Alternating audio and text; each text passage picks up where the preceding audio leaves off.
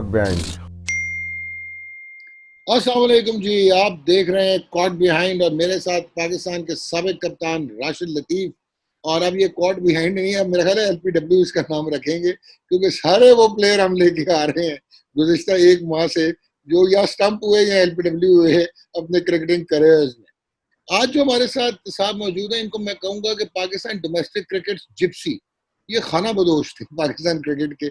इंतहाई टैलेंटेड, खूबसूरत खेलने वाले, और शायद जो जनरली हम फर्स्ट क्लास क्रिकेट में देखते हैं ये वो नहीं थे। ये बैकफुट प्ले भी इनका बहुत पावरफुल था। ऑर्थोडॉक्स बैट्समैन, हसीन कट पुल हुक, ये सारे शॉट्स खेलते थे। Versatile batsman. Hyderabad, obviously international cricket तो हैदराबाद में 1973 में शुरू हुई विद एमसीसी टेस्ट मैच, फिर 76 में भी हुआ, 78 में भी हुआ। लेकिन ये फर्स्ट प्लेयर थे टू प्ले फॉर पाकिस्तान। वो मैं इनसे क्लियर कर लूंगा जब हम आगे चलेंगे कि शायद कामरानी का ताल्लुक कहाँ से था। वो पाकिस्तान अंडर 19 से तो खेले, लेकिन ये पाकिस्तान से खेलने वाले पहले प्लेयर थे फ्रॉम हैदराबाद। और एक ही वनडे इंटरनेशनल खेले। मुझे आज तक ये फलसफा समझ नहीं आया, ये राशिद भाई भी नहीं समझा सके कि यह बंदा इस काबिल नहीं है कि वो इंटरनेशनल खेले। और अगर वो इंटरनेशनल खेलता है तो फिर एक मैच देने का मतलब ये है कि फिर आप खाना पूरी कर रहे हैं और आप सीरियस नहीं है किसी के करियर में।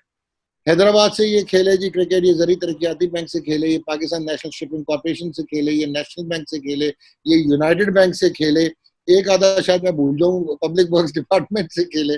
और 139 फर्स्ट क्लास मैचेस में 1700 इन्होंने किए। 8000 से ज्यादा इनका एग्रीगेट था रन का। And still he only played one day international in 2003। मेरी समझ से ये बाहर है, इनसे खुद पूछेंगे। बट बहुत खूबसूरत प्लेयर थे ये, वो वाले नहीं थे जो हिल जाएं हिलती हुई विकेटों पे। ये हिलाने वालों में से थे। हमारे साथ है जी फैसल अता। फैसल भाई कैसे हैं, ठीक ठाक हैं? अस्सलाम जी, अल्लाह का शुक्र, ठीक ठाक डॉक्टर साहब। पहले तो मेरा पहला सवाल ये है कि ये खाना कुदोशी क्यों की? एक टीम, अच्छा आप तो सुई सदरन से भी खेले हैं या जी मैं S L G P L से? हाँ। काफी तो डिपार्टमेंट ये से हरकत खेला, क्या काफी थी डिपार्टमेंट। कि इतनी सारी टीमें कहाँ से आ गई इतने करियर में? असल में मेरे लाइफ का कुछ स्टाइल ही कुछ ऐसा था कि जो मेरा स्टार्ट हुआ, बेसिकली मेरे फादर क्रिकेटर थे, पाकिस्तान कस्टम से भी खेलते रहे, तो उनको देखकर मुझे शौक हुआ बहुत अर्ली स्टेजेस में। फिर मेरे कजन थे, वो भी क्रिकेट खेलते थे, उनके साथ मैं जाया करता था, तो वहां से मेरा स्टार्ट हुआ।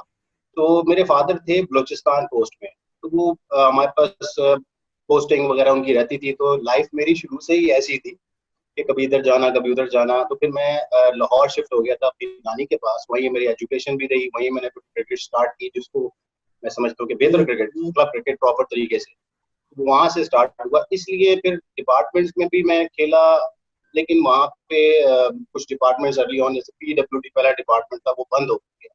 फिर मैं पीएनएससी से खेला, वो भी बंद हो गया। तो इस तरह के डिपार्टमेंट भी बंद होते रहे, तो स्विच ऑफ होता रहा सिलसिला, तो इसलिए एक डिपार्टमेंट नहीं रहा। अच्छा फैसल, मेरा एक क्वेश्चन ये है कि 562 रन सीजन में करके आप पाकिस्तान खेल गए, लेकिन 1100 रन करके आप पाकिस्तान नहीं खेले, ये क्या कहानी थी? डॉक्टर साहब, इसको तो मैं दूसरे अंदाज में लेता हूँ, क्योंकि देखिए हर क्रिकेटर जो खेल रहा होता है उसका तो पैशन होता है और शौक होता है कि अपने मुल्क की नुमाइंदगी करे क्रिकेट में, तो वो तो इससे बड़ा ड्रीम कोई होता है। लेकिन वो आपके अंदर होता है और आप अपना हालात के साथ चलते रहते हो, आप खेलते रहते हो। लेकिन हुआ ये कि जब मैंने पीडब्ल्यूडी ज्वाइन की, वो बड़ा इंटरेस्टिंग स्टोरी है कि मेरे पास ना फर्स्ट क्लास खेलने की कोई गुंजाइश नजर नहीं आ रही थी। हैदराबाद में ही था डिपार्टमेंट मेरा, अचानक से पीएनसी बंद हो गया था। तो वहां मुझे एक दिन का मौका मिला कि अगर जैसे ईद का सिलसिला हो रहा है कि एक दिन बढ़ गया तो एक नेट हो जाएगा। तो इकबाल इमाम से मेरी बात हुई थी, तो उन्होंने कहा अगर ईद नहीं होती आप आ जाएंगे, तो वो मैंने कैंप ज्वाइन किया। वो मेरा इसलिए इंपॉर्टेंट है, बता रहा हूँ कि उस सीजन में पीडब्ल्यूडी से मैंने कोई 500 550 रन किए 5 मैचों में। तो वहां से टीम आपकी वर्ल्ड कप के बाद प्री प्रोग्रामिंग होना शुरू हो गई थी क्रिकेट बोर्ड में। तो नए प्लेयर्स को, जो परफॉर्मर थे, उनको अटैक किया, वो अच्छा प्रोग्राम था, उसके थ्रू मैं आगे चला गया। एक मौका मिल गया तो वो चांस हुआ। तो उस पर मेरे जहन में ये बन गया था कि आप जब परफॉर्म करते हैं डोमेस्टिक क्रिकेट में तो आप ऊपर खेल सकते हैं। ये एक चीज मेरे जहन में बन गई थी, तो मैं खेल भी गया, पाकिस्तान खेला, फिर वापस आया, इंजरी हुई। जब मैं वापस आया तो मेरे जहन में यही चीज थी कि यार दोबारा अगर पाकिस्तान टीम में जाना तो ऑब्वियसली डोमेस्टिक क्रिकेट में आप जाएंगे, परफॉर्मेंस करेंगे तो दोबारा आ जाएंगे, कोई इतना इश्यू नहीं है। मैं इतना ही ईजी लेता था और सीधा ही समझता था चीजों। लेकिन जब वो नहीं हुआ तो फिर मुझे ये ख्याल आया कि भाई जो मैं लेता हूँ चीजों को, कि अल्लाह ताला भी एक कोई डिसीजन करता है, कुछ अल्लाह की तरफ से भी होती है। अगर नसीब में मेरे था तो मैं 500 रन 550 रन करके पाकिस्तान खेल गया। और जब मेरे नसीब में नहीं था, मैंने इतनी परफॉर्मेंस की कि तमाम मीडिया मेरी तरफ था और सब लोग ये समझ रहे थे कि खेल जाएगा, और मैं भी समझ कॉन्फिडेंट था कि मैं दोबारा वापस कमबैक करूंगा, लेकिन उस वक्त मुझे मौका नहीं मिल सका। अच्छा फैसल, एक चीज before I let Rashid spring in, जो मुझे एक चीज ठीक है कि लक फैक्टर होता है, हम हमारा ईमान है कि नेचर जो है, अल्लाह ताला जो है वो हमारा डिफाइन या रीडिफाइन करता है लाइफ्स को। लेकिन 1120 रन 2004-5, ये वो सीजन है, ये वो टाइम पीरियड है जहां पे Pakistan cricket was not settled, it was like in शमोजल। और 400 450 और पाकिस्तान उस वक्त नहीं खिलाया। So this means there was some problem ना, कि एक वनडे इंटरनेशनल आप खेलते हैं, 8-9 रन किए, अपने आप आउट हो गए, उसके बाद you did not get another opportunity. तो ये मतलब, डू यू रियली थिंक कि ये सिर्फ लक फैक्टर नहीं है, यहाँ पे फिर आपके सिस्टम का फेलियर आता है? देखिए, जब आप क्रिकेट खेलते हैं, सिस्टम को आप जब उस सिस्टम में पड़े होते हो, आप जब देख रहे होते हो चीजों को, तो जाहिर है उसमें ये मामला नजर आ, सिस्टम का फेलियर तो आप कह सकते हैं कि बड़े बड़ा टैलेंट जाया हुआ है। सिर्फ मैं ही नहीं, बहुत सारा टैलेंट ऐसा जाया हुआ है पाकिस्तान को। जो पाकिस्तान खेलते बड़ा नाम करते पाकिस्तान का, उनमें पोटेंशियल तो था, ऐसा तो नहीं कि नहीं था। तो वो, अब जाहिर है, ये दूसरी तरफ बॉल चली जाती है कोर्ट में कि भाई ये उनका काम था, लेकिन एज अ प्लेयर आप सिर्फ ये सोचते हो कि आपने क्या करना है, आगे क्या हो रहा है इसको वो हमारे हाथ में नहीं होता, वो कंट्रोलेबल नहीं है। तो मैंने कभी भी इस चीज को ज्यादा फोकस नहीं किया, और ना मैंने अपने करियर में इस चीज को लाया। मेरा काम था खेलना, परफॉर्म करना, और इसी में स्टेक था। कुछ ठीक। चीजें बचपन से ऐसी मेरे अंदर क्रिकेट में आ गई थी कि वो सेल्फ बिलीव इतना स्ट्रांग हो गया था कि सिर्फ परफॉर्मेंस करना है, इसके अलावा कभी सोचा नहीं। ठीक। और शायद कमरानी कहाँ का था यार, ये मुझे क्लियर कर दें जरा। शाहिद कमरानी भी हैदराबाद से क्रिकेट खेलते थे। हाँ। जाहिर है कि रीजन और डिवीजन होता था पहले, रीजन सिस्टम में आप चले गए तो हैदराबाद से नुमाइंदगी करते थे। वेरी टैलेंटेड और बहुत जबरदस्त प्लेयर थे वो। पाकिस्तानी तक, पाकिस्तानी 19 काफी क्रिकेट उन्होंने भी खेली, और शुरू में वही कि ज्यादा क्रिकेट खेलते थे, तो ऐसे थे। मैं बाद में इंडक्ट हुआ, उसके बाद में मेरा स्टार्ट शुरू हुआ क्रिकेट का। लेकिन वो भी बड़े टैलेंटेड प्लेयर थे, इसमें कोई शक नहीं है, और वो बड़े नॉन प्लेयर हैं, और सिंध में तो काफी उनका नाम है, और बहुत लोग जानते हैं, बहुत फैन है उनकी, फैन फॉलोइंग ज्यादा है।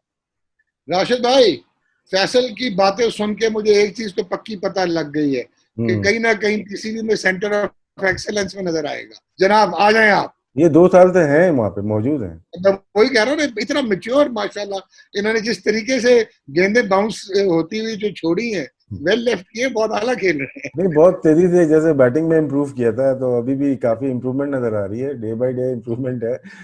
फैसल, ये बताना कि कितना मुश्किल होता है, मुश्किल सवाल नहीं है, बहुत आसान है आपके लिए, कितना मुश्किल होता है कि उस रीजन से ताल्लुक रखना जहाँ पे फर्स्ट क्लास क्रिकेट का नामो निशान नहीं, और डिपार्टमेंट के प्लेयर बहुत कम, वहाँ पे उस जगह के प्लेयर बहुत कम डिपार्टमेंट में जाते हैं। और क्या माइंड में क्या होता है, क्रिकेट कहाँ खेलनी है, क्लब क्रिकेट की हद तक या हमें आगे जाके खेलना है? तो फर्स्ट क्लास कितना जरूरी है एक रीजन के लिए? आपका रीजन हो गया हैदराबाद, हो गया लाड़काना, हो गया या दीगर दूसरे जो रीजन है उनके लिहाज से बताएं। देखिए राशिद भाई, पहले तो डिविजनल सिस्टम था, आप जानते हैं, तो डिविजनल सिस्टम में ज्यादा टीमें बनती थी, अपॉर्चुनिटीज ज्यादा थी। उसके बाद हम रीजनल सिस्टम में गए तो ज़ाहिर टीमें थोड़ी कम हुई, तो प्रॉब्लम्स थोड़ी सी प्लेयर्स के लिए आई, तो अपॉर्चुनिटी कम हुई। लेकिन ये बात आपकी बिल्कुल सही है कि आप ऐसे रीजन में खेलते हो तो 2 चीजें होती हैं, या तो आप बिल्कुल बैकफुट पे चले जाते हो, या फिर आपका कॉन्फिडेंस लेवल इतना ऊपर चला जाता है कि जब आप कंपटीशन अपना दूसरे रीजन से या दूसरे प्लेयरों से डालते हो, तो आप में बहुत ज्यादा सलाहियतें ऐसी आ जाती है, मिसाल के लिए फाइट बैक करना या अपने आप को मनवाना। तो देखिए, चीजें सारी इंसान के अंदर ही होती है, बस उसको एक्सप्लोरिंग, या आप कह लें कि वो बीज तो होता है, लेकिन उसको अगर पानी, हवा, जमीन मिल जाए सही तरह से और रेगुलर बेसिस पे, कंसिस्टेंट बेसिस पे मिले, तो वो चीजें ज़ाहिर एक दिन दरख्त बन जाती है। वो आपको दूसरों को भी फायदा होता है, फल भी उस पर आता है। प्रॉब्लम तो रीजन सिस्टम में था हमारे पास, लेकिन हमारा फोकस सिर्फ क्रिकेट का था। मेरा भी सेल्फ बिलीव इतना था कि यार परफॉर्मेंस करनी है और खेलना, लेकिन उसके साथ साथ अपॉर्चुनिटीज की कमी थी। इसकी वजह से सारा टाइम काफी वेस्ट भी होता है प्लेयर्स का। मिसाल के तौर पे अभी जैसे फर्स्ट क्लास में नहीं है अगर टीम हैदराबाद की, तो प्लेयर्स ज़ाहिर है उनको मौका नहीं मिलेगा। तो क्रिकेट कम है, आपके पास इंफ्रास्ट्रक्चर भी थोड़ा इतना नहीं होता, लेकिन आपकी सेल्फ बिलीव या आपका जो वर्क एथिक्स होते हैं वो आप इतने इन्वॉल्व कर रहे होते हो। फिर आपको पता है, हम लोग ज्यादातर कराची लाहौर में या दूसरी जगहों पे क्रिकेट खेली तो वो हम लोग जरा ज्यादा ग्रूम हो गए rather than as compared with the other players, उनको प्रॉब्लम्स रही। तो थोड़ा प्रॉब्लम तो होता है, लेकिन जब आप सर्किट में चले जाते हो, अपॉर्चुनिटी आपको मिलती है और आप परफॉर्म करते हो, तो फिर आप अपनी रिकग्नाइजेशन जो है ना वो दे देते हो मार्केट इसमें को, एक दफा ऐसा फिर हुआ आपको था कि डिमांड मिल जाता है। फैसल T20 में आप लोग थर्ड पोजीशन पे थे जहाँ पे आपने परफॉर्म किया, या शर्जील था और भी प्लेयर थे परफॉर्म किया। लेकिन जब next year first class next year जो हुई T20, उसमें कंसिडर नहीं किया गया क्योंकि आप लोग बॉटम पे थे फर्स्ट क्लास में, और वो फर्स्ट क्लास क्रिकेट के रैंकिंग के ऊपर नेक्स्ट जो T20 कप हुआ वो खेला गया। हालांकि आपके रीजन के जो प्लेयर्स हैं अगर टीवी पे नहीं खेलेंगे तो आएंगे कैसे? शर्जील की मिसाल है, या हसनैन है, और भी प्लेयर आप खेले, अजीम गुम्मन है, तो ये प्लेयर, वो था काशिफ भट्टी था, तो बहुत सारे प्लेयर थे जो कि महरूम रहे, और नोमान अली, इतने सारे प्लेयर्स के नाम जो मैं ले रहा हूँ जो कि खेल सकते थे T20 स्पेशली, लेकिन वो पीसीबी कह लें या कुछ लोगों की मनपसंद टीमें खेली जिसकी वजह से हैदराबाद को नुकसान हुआ। तो वो सीजन याद है आपको? जी बिल्कुल बिल्कुल याद है मुझे। और आपने जो बात की है तो जाहिर है पाकिस्तान क्रिकेट आपको पता है बेसिकली लाइकिंग डिसलाइकिंग पे ही चलती है। एक तो ये फैक्टर है, फिर दूसरा है कि टीम डिसीजंस कुछ डोमेस्टिक में इस तरह के हुए थे कि टीम एलिमिनेट हुई थी, काफी सर्किट से बाहर हुई थी, तो कंसिडरेशन जो उनकी प्रीवियस परफॉर्मेंसेस थी वो नहीं हुई, जो करंट थी उसी पर उसके बेहाफ पे डिसीजन हुए। हम लोगों ने प्रोग्राम किया, जाए हमारे अंदर एक सब प्लेयर्स के अंदर एक रेगुलर खेलने के साथ साथ ये बात पैदा हो गई थी कि यार हमने फाइट बैक करनी है और अपने डिसीजन को मनवाना है, अपनी टीम को मनवाना है। ऑब्वियसली उसमें आपकी परफॉर्मेंस भी इन्वॉल्व हो जाती है, और फिर आप अट्रैक्शन पैदा करते हो सिलेक्टर्स के लिए, दूसरे क्रिकेटर्स, दूसरे लोगों के लिए कि आप मतलब किसी सर्किट में जा सको। हमारे पास ये एक वाहिद वे आउट था। इकबाल इमाम हमारे साथ कोच थे, वो ब्रिलियंट कोच हैं, बड़ा अच्छा काम करते हैं मैच में, तो वो परफॉर्मेंस कोच हैं और उनका कंट्रीब्यूट बहुत था। उन्होंने आके हमारे साथ काम किया, काफी हमने एक्स्ट्रा नेट्स लगाए, हमने 20 दिन हमने ट्रेनिंग की, प्रिपरेशन अच्छी थी, तो हमारा T20 में परफॉर्मेंसेज अच्छी हुई। लेकिन जो वो सिस्टम अनाउंस हुआ था उसके तहत जो हम बाहर हुए, तो ऑब्वियसली जब अपॉर्चुनिटी किसी प्लेयर को नहीं मिलेगी तो वो तो आपकी स्ट्रीम लाइन से तो बाहर हो जाता है, उसको तो मौका नहीं मिलता परफॉर्म करने का, फिर अच्छा डिपार्टमेंट फैसल, मेरा एक क्वेश्चन है इसी से कोरिलेट करते हुए कि डू यू रियली थिंक कि आप क्योंकि हैदराबाद से थे ओरिजिनली, रिगार्डलेस कि आप किस डिपार्टमेंट से खेले, तो ये कोई एक आप इम्पेडिमेंट भी था, आप में प्रॉब्लम भी हुआ कि you could not break in? एक माइंडसेट है ना कि पाकिस्तान में यू कुडंट ब्रेक इन, ये कोई है ऐसा कि हमारे डोमेस्टिक में तो ऑब्वियसली एक नजर तो ये चीज आती थी।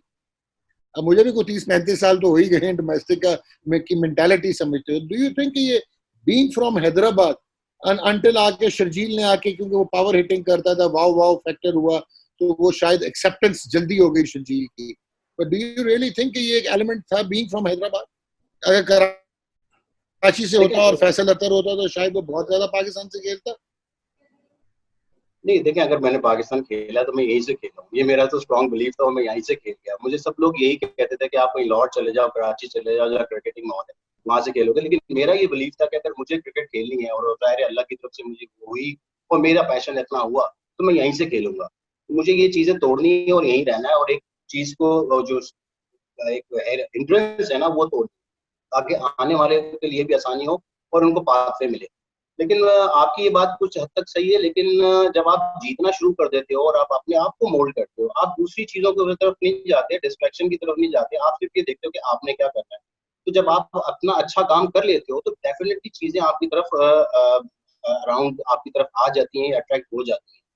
अब कुछ मिसिंग का अगर आप ताल्लुक है तो आपको पता है, लाइकिंग डिसलाइकिंग, कुछ प्लानिंग की भी कुछ कमी कह सकते हैं आपके, वो हो सकता है।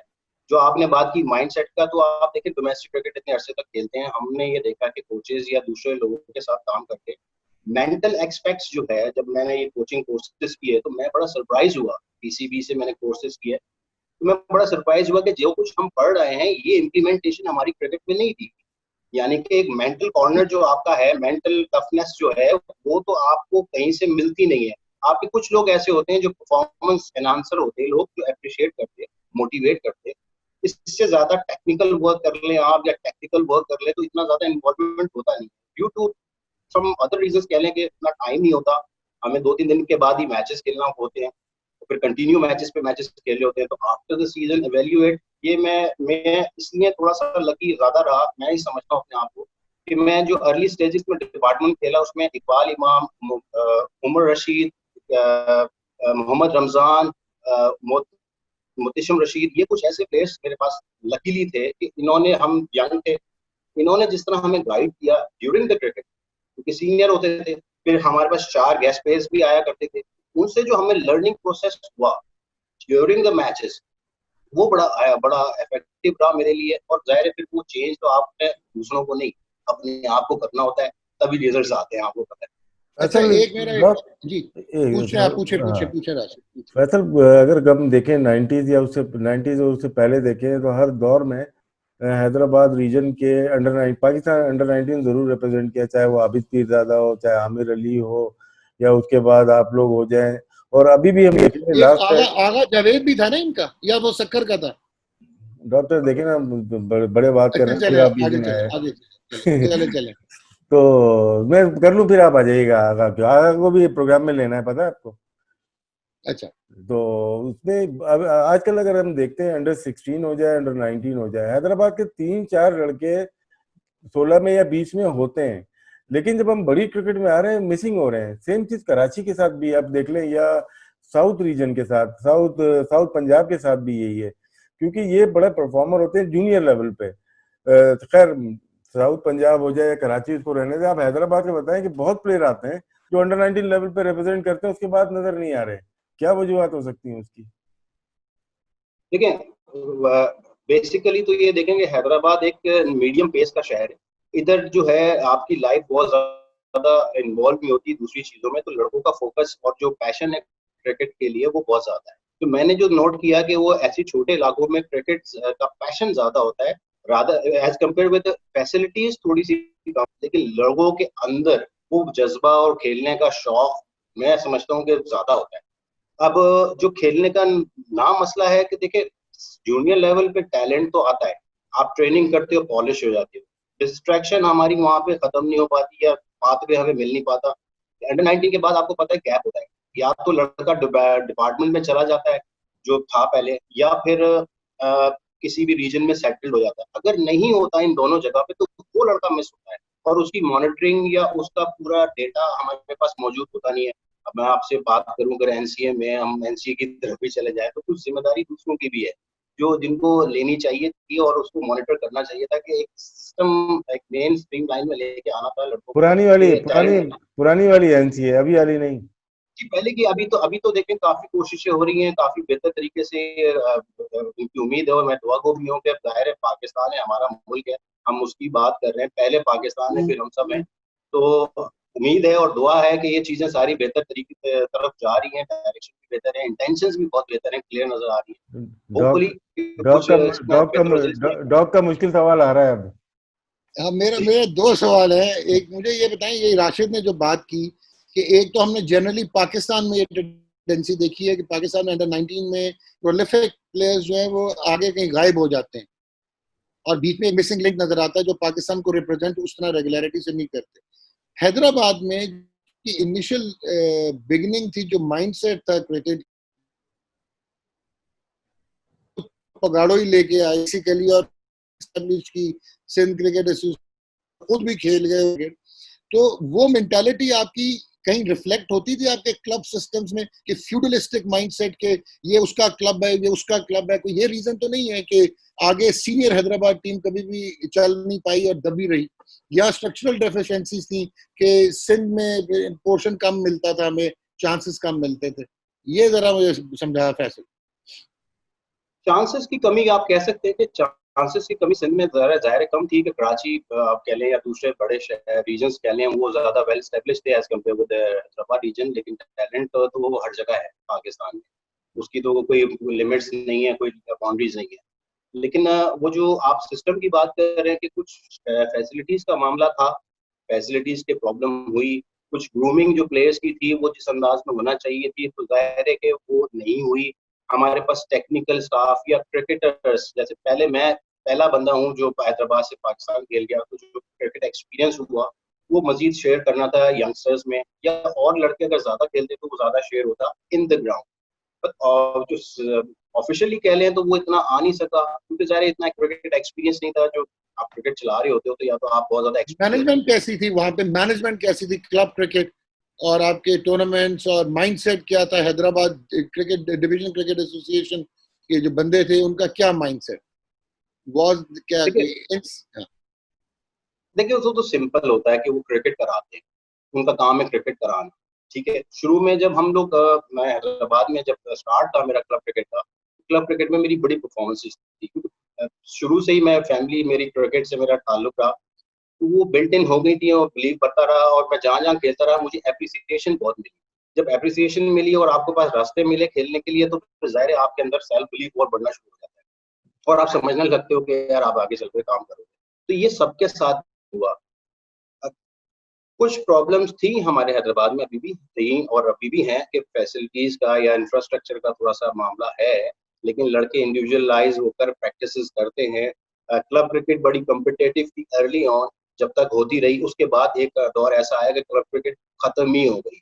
मैं ये समझता हूँ 6 या 8 साल में एक टूर्नामेंट भी मुश्किल से अंडर द ऑफिशियली टूर्नामेंट नहीं हो सका, प्राइवेट टूर्नामेंट्स बहुत होते रहे। तो ये आप कह सकते हैं बहुत सारे मसले मसाइल तो आपको पता है हर जगह है, लेकिन ये है कि जो खेलने वाले होते हैं उनको कोई भी डिस्टर्ब नहीं करता, चले वो अपने खेलते रहते हैं अपने अपने उसमें। ये तो हो गई सारी रीजन की बातें होंगी। अपने बारे में थोड़ा बताएं, कौन सा सीजन मजा आया? एक 100 किया था आपने शायद 2004-05 में कराची के खिलाफ, जिसमें हम भी खेल रहे थे। तो वो सीजन में 1000 रन किए थे आपने, या उससे पहले उसके बाद? राशिद भाई उस सीजन, पहले सीजन जब मैं पाकिस्तान टीम से आया तो आते ही मैंने डोमेस्टिक में कायदे आज़म ट्रॉफी में बेस्ट बैट्समैन बना, वनडे क्रिकेट में बेस्ट बैट्समैन बना। उसके बाद नेक्स्ट ईयर जो कायदे आज़म ट्रॉफी आई उसमें भी बेस्ट बैट्समैन बना। उसके बाद परफॉर्मेंसेस अप एंड डाउन चलती रही और खेलता रहा, कि देख लिया गया डोर्स अब मुझे नजर नहीं आ रहा, अपॉर्चुनिटीज नहीं आ रही, लेकिन मैं क्रिकेट खेलता रहा अपने अंदर। और कुछ डिसीजन इस तरह किए, जैसे नेशनल बैंक मैंने छोड़ा सिर्फ इस वजह से कि यार मुझे क्रिकेट खेलनी है, अभी ये टाइम नहीं है मेरा बाहर बैठने का, क्योंकि जब तक मैं क्रिकेट सर्किट में नहीं होऊंगा, परफॉर्मेंसेज नहीं करूंगा, तो मैं खेल नहीं पाऊंगा। जहन में ये मेरे उस वक्त था। तो इसी को लेके मैंने कुछ डिसीजंस भी किए अपने क्रिकेट में कि यार मैं दूसरी टीमों में खेल लूँ, जहाँ अपॉर्चुनिटीज है मैं वहां जाके खेलूँ, ज्यादा ये बेहतर है रादर देन कि मैं बड़े जगह रहूँ और वो अपॉर्चुनिटी ना मिले। तो उसके बाद फिर 2014-15 लास्ट सीजन जो खेला उसमें फिर बेस्ट बैट्समैन बना वनडे क्रिकेट, तो 4 दफा मैं बेस्ट बैट्समैन बना डोमेस्टिक में। और मजा जो क्रिकेट का आया, तो जाहिर है जब आप परफॉर्मेंस कर रहे होते हो, तो मैं बहुत बाद में मुझे एहसास हुआ, जो पहला सीजन मैंने बेस्ट बैट्समैन बना जिसमें 400 किए और 450 थे, वो चारों 50 नाइन्टीज में आउट हुआ। तो नाइन्टीज में अपने कैरियर में बहुत ज्यादा आउट हुआ, अगर वो मेरे 100 में कन्वर्ट होते तो हंड्रेड मेरे ज्यादा होते।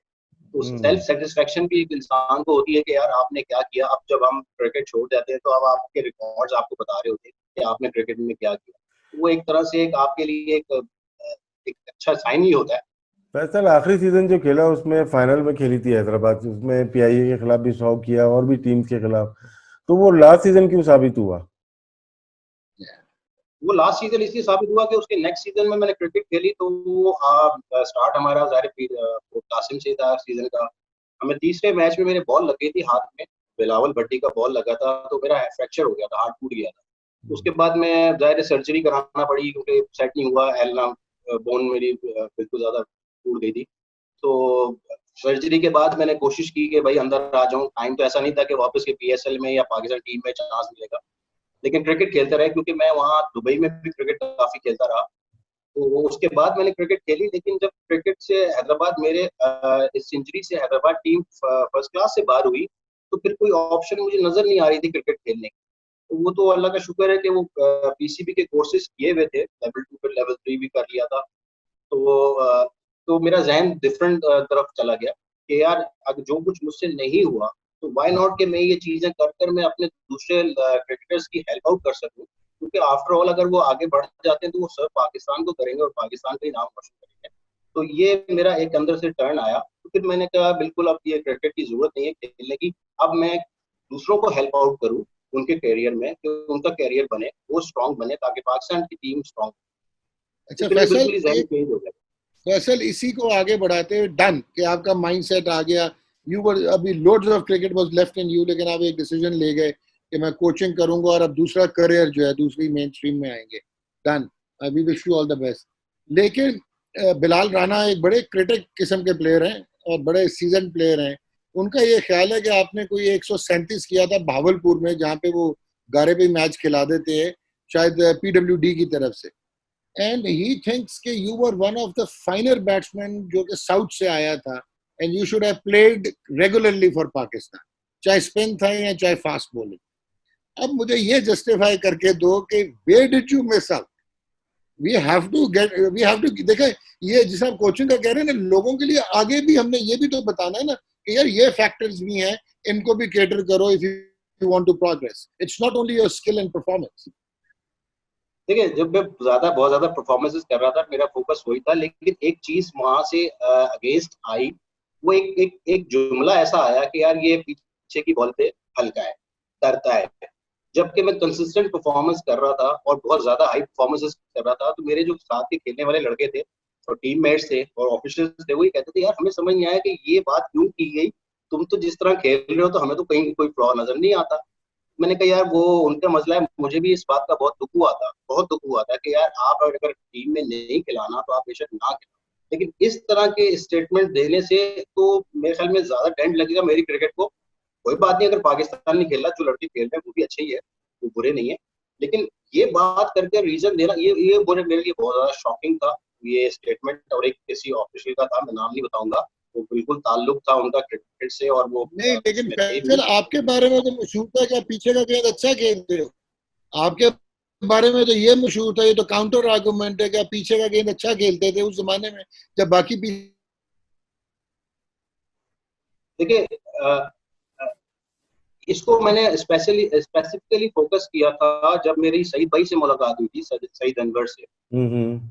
वो वो उन्होंने मुझे NCA में गाइड ये किया था कि देखो आप पीछे से बैकफुट पंच मारते हो। तो उनकी बात मेरे आज तक जहन में रहती है। कोचेस आपके बहुत सारे कोचिंग कर रहे होते हैं, लेकिन कुछ पॉइंट्स ऐसे होते हैं जो क्लिक करते हैं और वो आपको पे बैक करते हैं।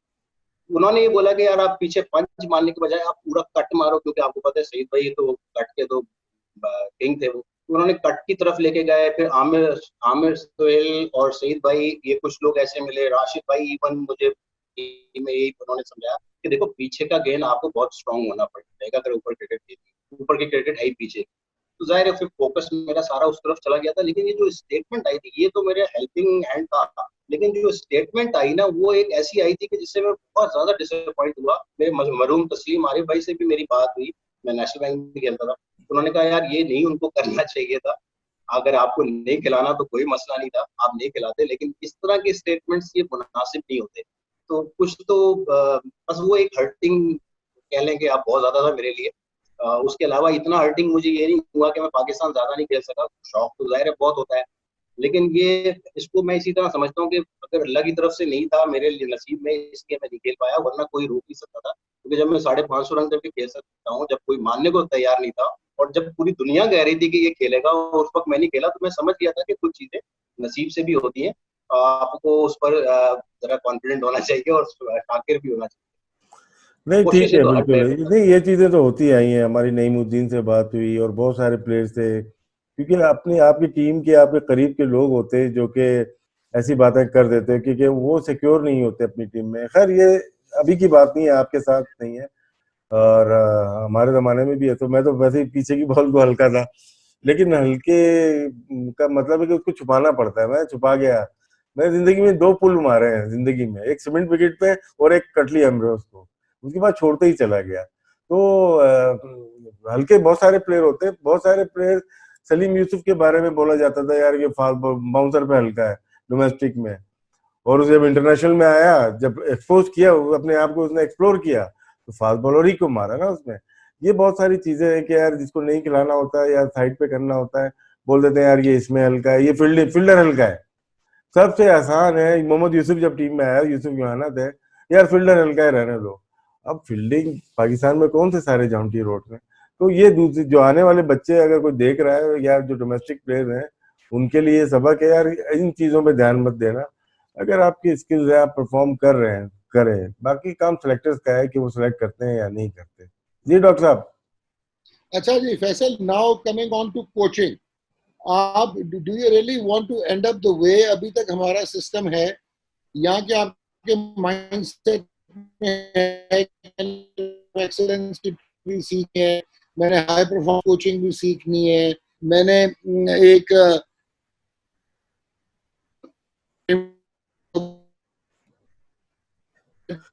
चलो डॉक्टर का सवाल तो रह गया बीच में। आप ये जो मैं समझ गया जो बात रहे हैं कि भाई कोचिंग में रहना है कि हाई परफॉर्मेंस सेंटर, अभी नई चीजें आ रही हैं, नई चीजें मतलब कि मैनेजमेंट, मुदस्सिर नजर साहब ने बड़ा काम किया, नदीम खान आ गए हैं, तो किस तरह से आप देखते हैं इसको, नए सेटअप को? नहीं, नए सेटअप में जाहिर है इंटेंशंस तो अच्छे काम करने की नजर आ रही हैं और डिसीजंस भी नजर आ रहे हैं, आपके सामने आ रहे हैं। अब ये तो इम्प्लीमेंटेशन और प्लान्स और जब वर्किंग होगी तब पता चलेगा कि उसके आउटपुट कैसे आ रहे हैं। अब बेसिकली तो देखें, एक सिंपल फॉर्मूला है, आपके पास प्लान अच्छा होना चाहिए, एग्जीक्यूशन हो आपके पास, इम्प्लीमेंटेशन हो और अकाउंटेबिलिटी हो। ये तीन चीजें जब आप करते हो तो एक्सीलेंसी तो आपको ऑटोमेटिकली बाहर आ जाती है, तो आउटकम तो उसका डेफिनेटली स्ट्रॉन्ग हो जाता है। लेकिन इंटेंशन बहुत अच्छी नजर आ रही है, नए लोग आ रहे हैं, नए डायमेंशन से आ रहे हैं। पिछली लेगेसी भी इतनी बुरी नहीं थी, काम काफी कुछ हुआ था, ऐसा नहीं कि बिल्कुल ही नहीं हुआ, काम कुछ बेहतर हुआ, अच्छा भी हुआ। लेकिन अब उम्मीद, और जो हमें मॉडर्न क्रिकेट के हिसाब से डिमांड है, जरूरत है, जो लैकिंग है, अगर वो कवर हो जाती है तो बड़ा इफेक्टिव हो जाएंगे हम लोग। क्योंकि देखिए, जिस तरह हमने क्रिकेट खेली थी, मुझे इतना याद आ रहा है कि हमें कोचिंग के बहुत सारी चीजें हमें सपोर्ट तो मिलती थी, क्योंकि कोचेज आ गए थे, coach education programmes Pakistan cricket में इंट्रोड्यूस हो गया था, मेरे दौर में ही हुआ था, शुरू में नहीं था। तो उसका जो मिसिंग पार्ट था ना, वो था मेंटल साइड का, यानी मेंटल टफनेस। और जो आपने बात की कि जब ऊपर जाते तो प्रॉब्लम आती थी, तो वो एक चीज ऐसी थी कि जो मिसिंग होती थी। जब आप शुरू से ग्रूम अप हो रहे हो तो इस तरह से, तो काफी ज्यादा वो कर ले आते हो। हम लोग जो चेंज हुए वो हम इनर तौर पे हो गए, क्योंकि इंटेंशन और हमारे अंदर ही ये चीज थी कि हम चीजों को मोल्ड किया, नेगेटिव की तरफ गए नहीं, साथ अपने आप को पॉजिटिव ही हमेशा रखा। लेकिन ये सबके साथ नहीं होता, ये भी हमें जरूरी है। और जो मैं देख रहा हूँ कि जरूरत हमें मेंटल साइड पे ज्यादा है, क्योंकि माइंड सेट का ही वो आता है मामला। जिस तरह का आपका माइंड सेट होता है, आप उसी तरह की काम करते हो, परफॉर्मेंसेज भी आती हैं, वर्क एथिक्स भी आपके उसी तरह ही बनते हैं।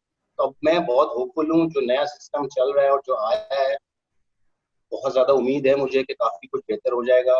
नए आइडियाज के साथ लोग आ रहे हैं, जाहिर है जब नया बात कोई हो गई शख्स ना आता है, नया कोई फैसल, ये शब्द तो कोई। सिस्टम की बात हो गई।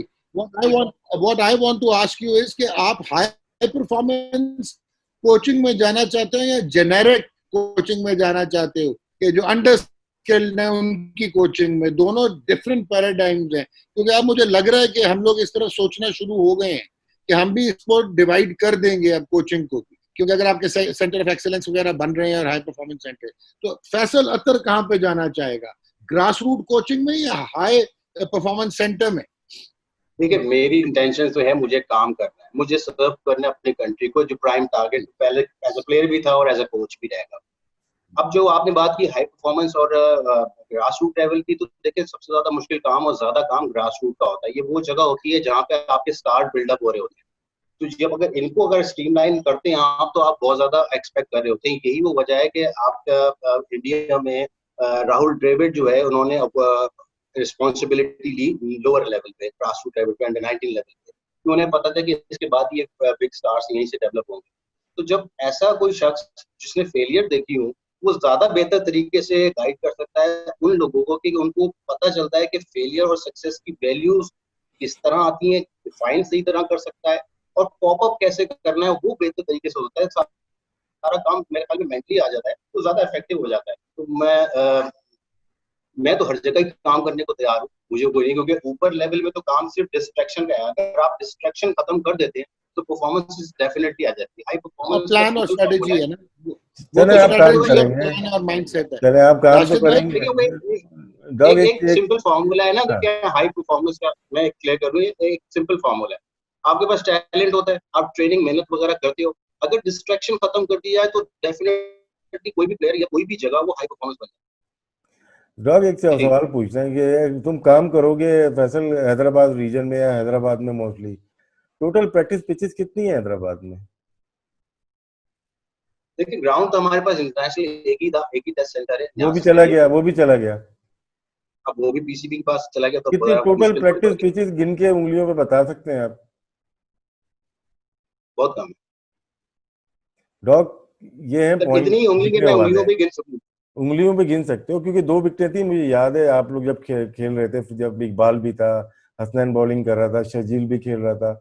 एक पिच थी कोने वाली वहां पे। फिर मैंने विजिट किया था, साइड में बहुत बड़ी जगह एकेडमी की है, वहीं से फोन किया मैंने मुदस्सिर नजर साहब को, किया था सुबहान को, कि इस ग्राउंड की हालत ठीक कर लें, ये एकेडमी की बहुत बड़ी जगह है, यहाँ पे स्टेट ऑफ आर्ट एकेडमी बन सकती है, क्योंकि वो नया स्टेडियम की जगह थी।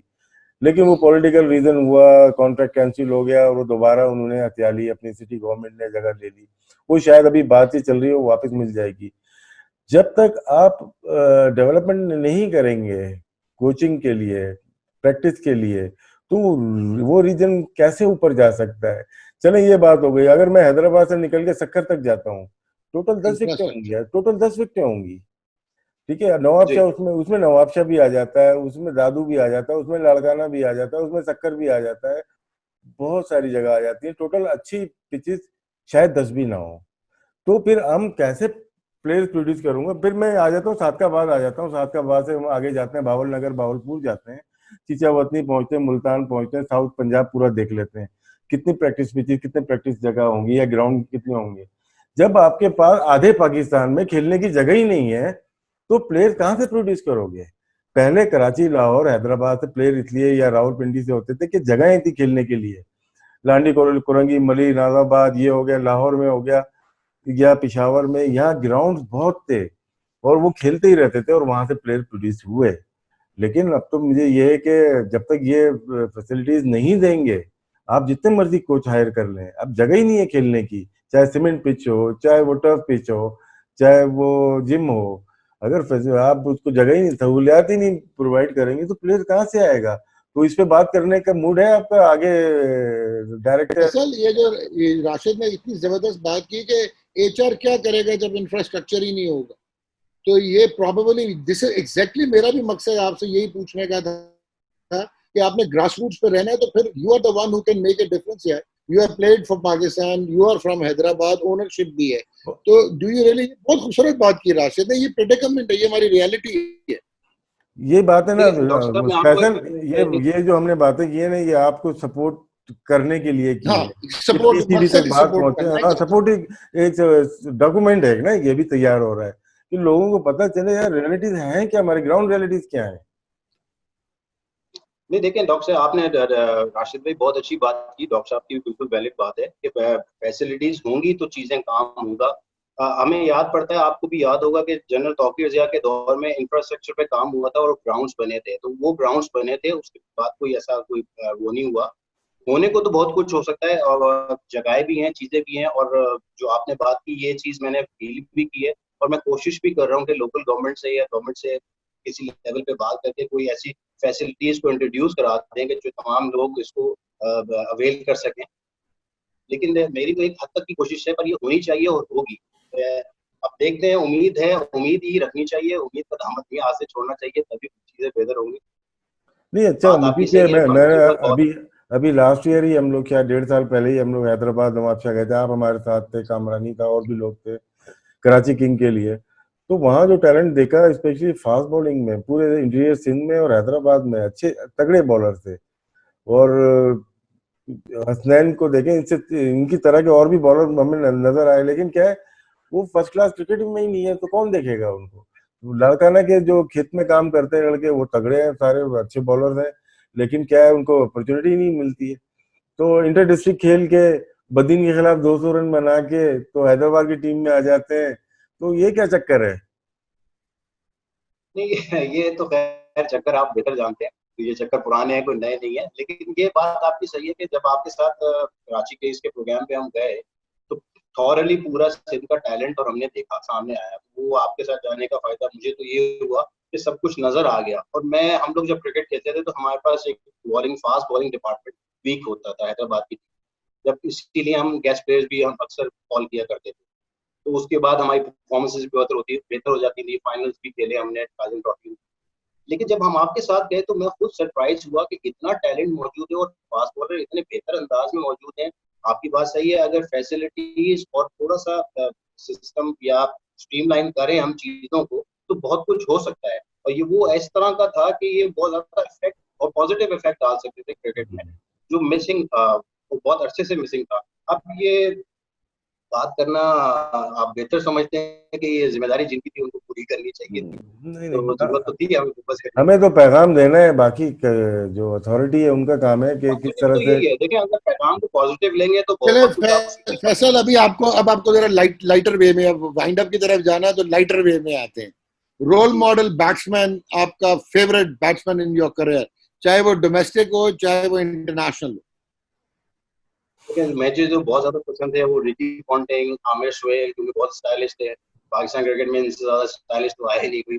और सईद भाई, जिस तरह के अटैकिंग थे, ये बहुत ज्यादा अट्रैक्टिव थे। इंजी भाई को सच्ची टू बी वेरी फ्रैंक में इतना मजा नहीं आता था उनको देखने का, लेकिन जब मैंने रियलिटी में उनको करीब जाके देखा तो जितने ज्यादा इंप्रेसिव मुझे वो लगे इंजी भाई, और कोई इतना लगा नहीं। मतलब सब अपनी अपनी जगह बेहतर थे, लेकिन बहुत ज्यादा वो लगे रियलिटी में तो बहुत ही, क्योंकि जिस तरह वो शॉट मारते थे और नेट में से गेंदें बाहर निकलती थी, कहते थे यार क्या ब्लास्टर है यार, क्या इनके पास पावर्स हैं। डेफिनेटली वो तो दुनिया ने जानती है उनको, लेकिन बहरहाल ये लोग ऐसे थे कि जो बहुत ज्यादा मुझे अट्रैक्ट किया। और बॉलर, सबसे ज्यादा मुश्किल बॉलर कौन लगा डोमेस्टिक क्रिकेट में? मुश्किल बॉलर तो मुझे अच्छी तरह याद है कि जब मेरा पाकिस्तान कैंप में पहला दिन था ना, उस वक्त मुझे सारे मुश्किल लगे थे। उसकी वजह ये थी कि हम लोग इतनी ट्रेनिंग नहीं किया करते थे, तो भी वेरी फ्रैंक एंड ऑनेस्ट बात करूंगा। तो जब हम लोग, पहला दिन था मेरा, तो राशिद भाई भी साथ थे। हम लोग पहले ट्रेनिंग की, हमने शेप्स में रनिंग वनिंग की, जिम गया, पूल किया, वापस आए, फिर हमने रनिंग की, अपना फील्डिंग की है। अपना जावेद भाई भी साथ थे। तो बहुत बुरी हालत होगी। उसके बाद नेट शुरू हुआ और राशिद भाई आके नेट में सामने खड़े हो गए कि मैं देखूं यार, उन्होंने मुझे देखा नहीं था कि मैं देखूं कौन है। तो उस वक्त मेरी ये हालत थी कि मुझसे बैट नहीं उठ रहा था, और सामने शोएब अख्तर, समी और जाफर नजीर और सारे बॉलर्स लगे हुए थे। उस वक्त मुझे वो सारे ही मुश्किल लग रहे थे। उसके बाद मुझे कोई मुश्किल नहीं लगा। जी राशिद भाई, वाइंड अप क्या करें। ये वो दम्बोला के किस्सा तो सुना दें अगर मूड है तो। वो तंबुला का तो राशिद भाई बड़ा जबरदस्त वो किस्सा था मेरा कैरियर का। जब पाकिस्तान टीम में गया, इतने जबरदस्त स्टार थे राशिद भाई, शोएब अख्तर, जिनको हम देखा करते थे और बड़ा बड़ा खुश होते थे। ये बड़े स्टार थे हमारे लिए। मौका मिला, इनके साथ गए। पहला टूर हमारा, प्रैक्टिस हो रही थी तंबुला में, तो एक इंसिडेंट ऐसा हुआ कि मैं बहुत ज्यादा शौक में आ गया था। फुटबॉल खेल रहे थे हम लोग। फुटबॉल खेलते खेलते शोएब अख्तर की और यूसुफ भाई की आपस में कोई लड़ाई हुई। तो वो नॉर्मल जैसे होती है वो हुई, लेकिन फिर मैंने कहा यार थोड़ा सा ये ज्यादा हो गई। तो मैंने कोशिश की कि मैं जाऊं के अंदर छुड़ाऊं, लेकिन जब मैंने उनका फोर्सिंग पंचेस देखे ना मैंने शोएब भाई के, तो मैंने कहा अगर मैं ये बीच में चला गया और ये मुझे पड़ गया ना, तो ये मेरा कैरियर यही खत्म हो जाएगा। इसलिए मैं पीछे हटूं। तो राशिद भाई पीछे से आए और शोएब खींचा, तो वो जाके मामला ठंडा हुआ। तो वो मेरे लिए बड़ा अजीब सरप्राइज था, और मैं काफी देर तक मैं उसमें शॉक में था कि यार ये हो क्या गया। लेकिन जब वो उसके नेक्स्ट डे जब वो मैच खेलने आया, तो यकीन करें कभी फील ही नहीं हुआ कि यार इनमें कोई ऐसा कोई नहीं बात नहीं, हम लोग है। फुटबॉल ना बहुत सीरियस खेलते थे यार, मैंने तो बहुत मारा है। थोड़ा सा करियर है मेरा फुटबॉल का, ज्यादा लंबा नहीं है, जितना मैराडोना का था उससे कम रहा मेरा। लेकिन ये कि नवीद लतीफ हो गया, यूनुस हो गया, इंजमाम की टांगों में भी घुस जाता था, विकी हो गया, शाहिद हो गया, तो इनको मेरा काम था स्लाइड मारना। सईद अनवर वगैरह पनाह मांगते थे, लेकिन बहुत सीरियस खेलते थे हम लोग। आपस में जब खत्म होने वाला होता था तो दो टीम की ऐसी लड़ाई हो रही होती थी कि बस कुछ भी नहीं। लेकिन जब गेम खत्म होता था शाम को, सब वैसे नरम ठंडे ठंडे ठंडे, ठंडी बिल्कुल, सड़क एंड हैदराबाद की। यही वो आप लोगों की बड़ी क्लास थी। बेंटली कॉर्नर अगर आपने देखा जाए, जो कुछ पढ़ लिया हमने, देखा है कि आप लोग जो प्लेयर्स थे ना, उनकी एक बड़ी क्लास थी कि जब मैच में खड़े होते थे ना, तो बिल्कुल डिफरेंट, ऑल टुगेदर डिफरेंट लोग होते थे आप। आपके शहीद भाई, आप और जितने भी हमारे नहीं, असल सीनियर्स में थे। होता ये था ना, जब हम बाहर होते थे शिकार कर रहे होते थे, और जब ग्राउंड में होते तो समझो कि शिकार करके आए हुए हैं, ठंडे। Anyways, Faisal, it was a pleasure talking to you. And आपने काफी डक किया। अच्छा, आप पिछले गुड गेम यार, पे ठीक थे। इम्प्रेसिव बैटिंग की है आज। बहुत इंप्रेसिव बैटिंग की है, वेल लेफ्ट भी किया है। ठीक है, लाइन वाली बॉलों को मिडल ऑफ द स्टंप भी ऊपर से जाने दी है। But and we wish you all the best. It was a pleasure talking to you. और दूसरा एक चीज ये है कि आप माने या ना माने, बट जख्मी चौक में आपका भी नाम लगा हुआ है। So God be thank you Faisal. God be thank you, thank you.